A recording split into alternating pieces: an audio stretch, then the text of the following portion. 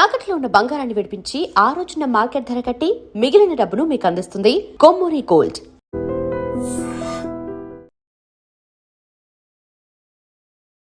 నమస్తే. ముందుగా ప్రేక్షకులందరికీ శ్రీ పరాభవనామ సంవత్సర ఉగాది శుభాకాంక్షలు.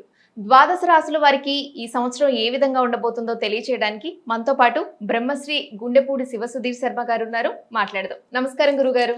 శ్రీమాత్రే నమః. శ్రీ గురుభ్యో నమః. వీక్షకులందరికీ శ్రీ పరాభవనామ సంవత్సర నూతన తెలుగు సంవత్సరాది శుభాకాంక్షలు. గురుగారు, ద్వాదశ రాశుల్లో మొదటి రాశి మేషరాశి. మేషరాశి వారికి ఈ పరాభవనామ సంవత్సరం ఎలా ఉండబోతోంది?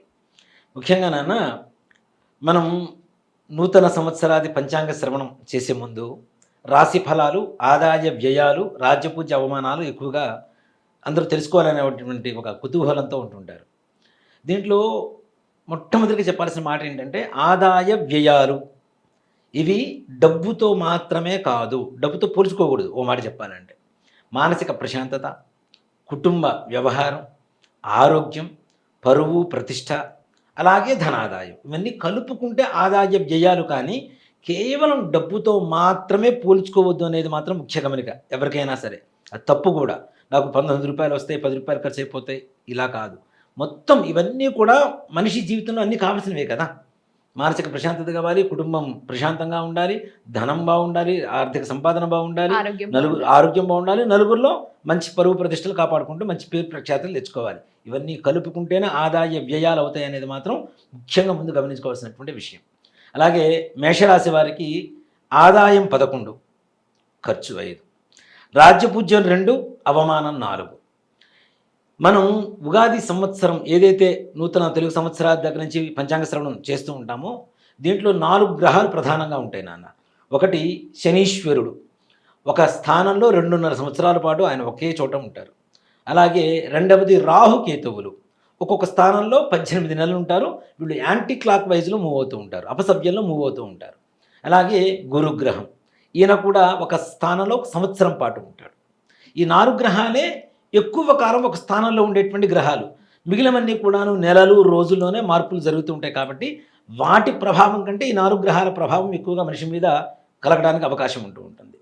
ఈ సంవత్సరం మొత్తం మీద మేషరాశి వారి ఫలితాలు తీసుకుంటే, దీంట్లో ద్వాదశ స్థానంలో ఉన్నటువంటి శనీశ్వర గ్రహ ప్రభావం ఒకటి, అలాగే ఏకాదశిలో ఉన్నటువంటి రాహుగ్రహ ప్రభావం, పంచమ స్థానంలో ఉన్నటువంటి కేతుగ్రహ ప్రభావం, కొన్ని రోజుల పాటు అంటే జూన్ నెల వరకు 3వ స్థానంలో ఉన్నటువంటి గురుడు, జూన్ నెల 5వ తారీఖు తర్వాత 6వ తారీఖు నుంచి 4వ స్థానంలో ఉన్నటువంటి గురుగ్రహ ప్రభావంతో వీరి భవిష్యత్తు ఎలా ఉండబోతుంది ఈ సంవత్సరం మొత్తం మీద చూసుకుంటే, వీరికి 3వ స్థానంలో ఉండేటువంటి గురుగ్రహ అనుగ్రహ సంచారం చాలా బాగుంటుంది. దాంతోపాటు 11వ స్థానంలో ఉన్నటువంటి రాహుగ్రహ సంచారం వల్ల కూడా మంచి జరుగుతుంది. అలాగే 5వ స్థానంలో ఉన్నటువంటి కేతుగ్రహ ప్రభావం కూడా కొంతమేరకు మంచి చేస్తూ ఉంటుంది. కాకపోతే ఎట్టకేలకి వీరికి ద్వాదశంలో ఉన్నటువంటి శనిగ్రహ ప్రభావం, దీనివల్ల ఏంటంటే ముఖ్యంగా ఆరోగ్యం కాపాడుకోవాల్సినటువంటి పరిస్థితి. డబ్బులు వస్తాయి కానీ ఖర్చుకు మించిన, అంటే ఆదాయానికి మించినటువంటి ఖర్చులు ఎక్కువగా ఉంటాయి. 10 రూపాయలు వస్తున్నాయి, 20 రూపాయలు ఖర్చు ఎదురు చూస్తూ ఉంటుంది. కాబట్టి వీళ్ళు ఏం చేయాలి? దీన్ని బట్టి ఆదాయం పెంచుకునేటువంటి మార్గాలు చూడాలి. ఖర్చు పెరుగుతుంది కాబట్టి ఆదాయం పెంచుకునేటువంటి మార్గాలు చూసుకుంటే ఖర్చు ఆదాయం ఈక్వల్ అయిపోతుంది, ప్రశాంతంగా ఉండొచ్చు. అలాగే ముఖ్యంగా వాహన ప్రమాదాలు జాగ్రత్తగా ఉండాలి. అలాగే అవమానాలు, అవసరం లేనటువంటి విషయాల్లో మనం తలదూరుస్తూ ఉంటే వాటి వల్ల లేనిపోయిన అవమానాలు, చులకనవ్వటం, పరువు పోవటం, నష్టం వాటిల్లటం పరువుకి, ఇట్లాంటివి జరిగేటువంటి పరిస్థితులు ఎక్కువ కనబడుతున్నాయి. కానీ ఏదేమైనా వీళ్ళు అనుకున్నటువంటి సమయానికి పనులు మాత్రం సకాలంలో పూర్తవుతూ ఉంటాయి. చాలా వరకు కూడా కొంచెం తటపటాయిస్తున్న అటు ఇటుగా ఏదేమైనా సరే చక్కగా ముందుకు వెళ్తూ ఉంటాయి. కార్యక్రమాలు పూర్తి చేసుకున్నాం అనేటువంటి ఒక సంతృప్తికరమైనటువంటి జీవితాన్ని ఈ సంవత్సరం వీళ్ళు అనుభవిస్తారు. దాంట్లో ఏమాత్రం కూడా సంశయం లేదు. అయితే గురువుగారు, వ్యాపారస్తులకి ఉద్యోగస్తులకి ఏ విధంగా ఉండబోతోంది? వ్యాపారస్తులకి వీళ్ళకి నిల్వ ఉంచుకున్నటువంటి ధనం ఏదైతే ధాన్యం ఉందో తద్వారా మంచి లాభాలు చేకూరుతున్నాయి. ముఖ్యంగా వెండి, బంగారం, ఇత్తడి, రాగి, కంచు, ఇనుము, అంటే లోహాలకు సంబంధించినటువంటి వ్యాపారస్తులకి మంచి లాభం తెచ్చిపెట్టేటువంటి పరిస్థితులు ఉన్నాయి. అలాగే కిరాణా స్టోర్స్, మనకి పప్పు ధాన్యాలు, నూనెలు ఇట్లాంటివి ఏవైతే ఉంటాయో వీళ్ళకు కూడా విశేషమైనటువంటి ధనయోగం కలగబోతుంది. దీంతో పాటుగా మనకి ఎక్కువగా రసాయనిక పదార్థాలు ఉంటాయి, పెట్రోలు, పెయింట్స్, కిరోసిన్, ఇట్లాంటి వ్యాపారస్తులకు కూడా మరీ మిగిలిన వ్యాపారస్తులకు ఉన్నంత స్థాయి కాకపోయినా 100లో 90% మాత్రం వీళ్ళకి మంచి లాభాలు తెచ్చిపెట్టేటువంటి మార్గంలో ఉంటుంది. ఉద్యోగస్తుల విషయానికి వస్తే ట్రాన్స్ఫర్స్ జరగడానికి అవకాశం ఉంటుంది, బదిలీలు జరగడానికి అవకాశం ఉంటుంది. అది కూడాను ప్రమోషన్స్తో కూడుకున్నటువంటి ట్రాన్స్ఫర్స్ జరుగుతాయి వీళ్ళకి. దాంతోపాటుగా ముఖ్యంగా ఆరోగ్యము, తొందరపాటుతనం తగ్గించుకోవడము, అలాగే వాహన ప్రమాదాలు, వీటిల్లో మాత్రం చాలా జాగ్రత్త వహించాల్సినటువంటి పరిస్థితి ఉంటుంది. అలాగే రైతులకు ఏ విధంగా ఉండబోతుంది గురుగారు? ఇక్కడ రైతులు అంటే ఇంకోటి కూడా కలిసి చెప్పొచ్చు నాన్న, రియల్ ఎస్టేట్ వ్యాపారం. ఎందుకంటే రెండు భూమికి సంబంధించినటువంటివి కాబట్టి రైతులకి పర్లేదు. ఒకటవ పంట కంటే రెండవ పంట, 2 పంటలు వేస్తుంటారు రైతులు ఎప్పుడూ కూడాను. ఈ రెండవ పంట మంచి లాభాన్ని తెచ్చిపెడుతుంది. మొదటి పంటలో ఉండేటువంటి నష్టాన్ని కూడా అది భర్తీ చేసేటువంటి పరిస్థితుల్లో రెండో పంట ఉంటుంది. దానివల్ల బాగానే ఉంటుంది, దానికి ఏ ప్రాబ్లం లేదు. అలాగే రియల్ ఎస్టేట్ వ్యాపారస్తులు వీళ్ళు మాత్రం కొంచెం ఆచితూచి అడుగు వేయాల్సినటువంటి పరిస్థితి. దేనికంటే వీళ్ళు కొత్త వెంచర్లు, కొత్త ప్రాజెక్టులు స్టార్ట్ చేయటం, దాంట్లో కొంతవరకు ప్లాట్స్ అవి అమ్ముడుపోక ఇబ్బంది పడటం, తెచ్చినటువంటి పెట్టుబడి ఏదైతే బయట నుంచి తీసుకొచ్చి పెడుతుంటారో వాటికి వడ్డీలు అవి కట్టుకోవాల్సిన పరిస్థితి ఉంటుంది. కాబట్టి కొంచెం ఆచితూచి అడుగు వేయడం అనేటువంటిది మంచిది.